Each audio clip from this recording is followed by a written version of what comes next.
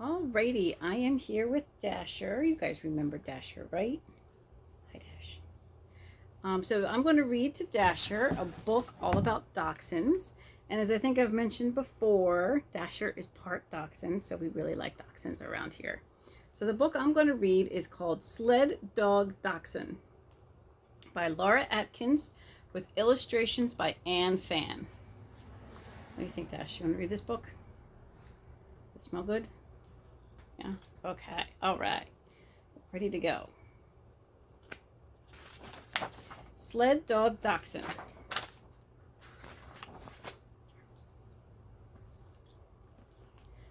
Jasper was snuggled in his cozy spot on the sofa when Dad peered over the newspaper. There's a big sled race starting this weekend. It could be fun to go. Fantastic, Jasper barked. Can I be in it? I bet I could win. Dad laughed. No, Jasper, you can't compete. This race is for the biggest and strongest dogs around. We'll just watch. But Jasper's tail was already wagging as he imagined himself running. His paws hovered just over the finish line when... A dachshund could never win a big race like this, his big brother interrupted. It takes around 9 days. Only big dogs can last that long. Jasper didn't say anything. A few days later, Jasper and his family wandered through the starting area of the race. They were way up north in Willow, Alaska, and the crisp air tickled their noses. Jasper found a group of dogs lined up in front of a loaded sled. Where do I sign up? He asked. A husky grinned down at him. You have to be part of a team, she said. A team? Jasper cocked his head. He had never thought of being part of a team. What do you think? Would you be a team? Well, sure. It takes a whole group working together to win this race. I'm a lead dog, she said. We set the pace and keep everyone on the trail.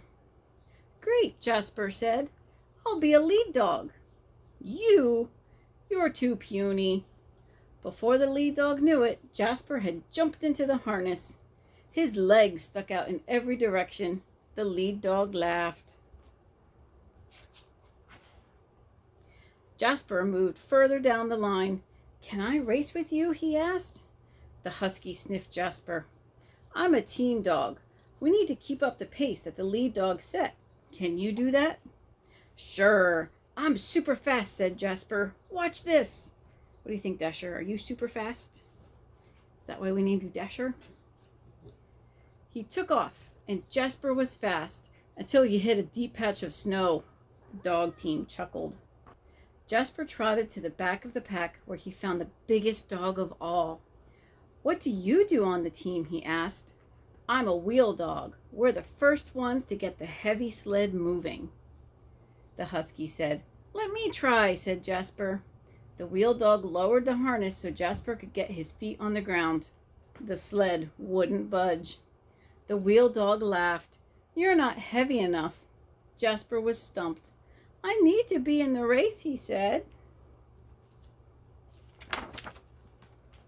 Just then, the countdown started, and all of the dogs on the team turned their heads. Jasper saw his chance and dove into the sled. 3, 2, 1, they were off. Jasper's heart beat with the team's pounding paws, and his body swayed in the flying sled. He couldn't believe how fast they were going. But as the hours passed, Jasper noticed that the barks of the lead dog sounded weaker. He peeked out. The wheel dogs were straining. The whole team was slowing down. This is no way to win the race, Jasper thought. Then he had an idea. He jumped out of the sled and hopped from one dog to the next, landing on the lead dog. What are you doing here? She asked. I'm going to help the team, Jasper replied. Then Jasper started to bark. His voice rang out in the cold air, and the dogs perked up their ears. Their feet began striking the snow to the thumping rhythm of Jasper's barks. They were back on track. Nope, watch your head. As the days went by, Jasper worked hard. He snuggled up with the dogs during their short rest breaks, because he was the world's best foot warmer. When one of the lead dogs had a nightmare, Jasper sang a little tune which settled her right down. And as always, when the dogs panted and dragged their paws as if they couldn't run another step, Jasper barked strong and loud. Everyone picked up the pace. "This is great," Jasper said. By the time the sun rose on the last morning of the race, the team had charged into the lead. As the dogs sprinted into the final stretch, Jasper saw that they were giving it all they had, but it wasn't enough. Another sled pulled alongside them. Jasper knew he could help. He hopped to the lead dog to bark out the pace. But he had been barking for 8 days, and no sound came out, not even a yap. The other team slipped ahead as they approached the finish line. This was it. He had to do something. Jasper leaned forward, stretching his hot dog body as far as it could go. The next thing he knew, Jasper heard cheers all around. His team had won the race. They had won it by a nose. Jasper's nose. Jasper jumped into a giant heap with his teammates. The other dogs lifted him to the top of the pile. "3 cheers for Sled Dog Dachshund," they barked. Jasper had always known he could win. He had just needed the right team to do it. The end. What do you think, Dasher? Was that a good book? You could win the race, huh? I'm here with Wylie. You guys remember Wylie, right? He's my fluffy dog. So Wylie and I are going to read Move Over Rover, right? Is that what we're going to read? We're going to read Move Over Rover. And can you guys guess why I picked this book to read with Wylie? I think the dog in the book kind of looks like Wylie. Even though he's brown and Wylie's gray, I think they still look the same. They're both fluffy, right? So, Move Over Rover by Karen Beaumont and illustrated by Jane Dyer. Rover's in the doghouse, chewing on a bone. What a day to romp and play. Too bad he's all alone. Oh my, look at the sky. Thunder, lightning, mighty frightening. You don't like the thunder, do you? Rain is pouring. Oh, how boring. Rover's in the doghouse, sleeping through the storm. Cat is looking all around to find a place that's warm. Move over, Rover. Cat's in the doghouse, sleeping through the storm. Raccoon is looking all around to find a place that's warm. Skit scat cat, move over, Rover. Raccoon's in the doghouse, sleeping through the storm. Squirrel is looking all around to find a place that's warm. Make room, Raccoon. Skit scat cat, move over, Rover. Squirrel's in the doghouse, sleeping through the storm.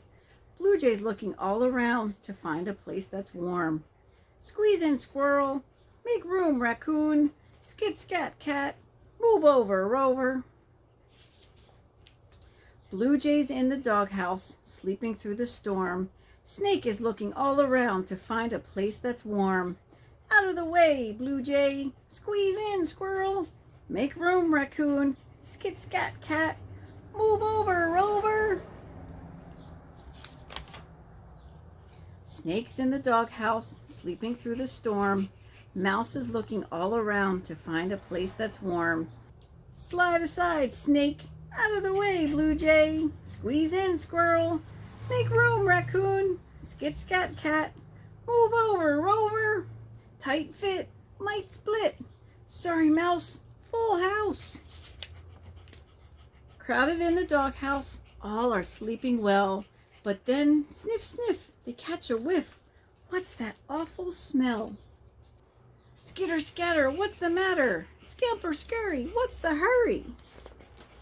Skunk's in the doghouse, sleeping through the storm. The rest are racing round to find another place that's warm.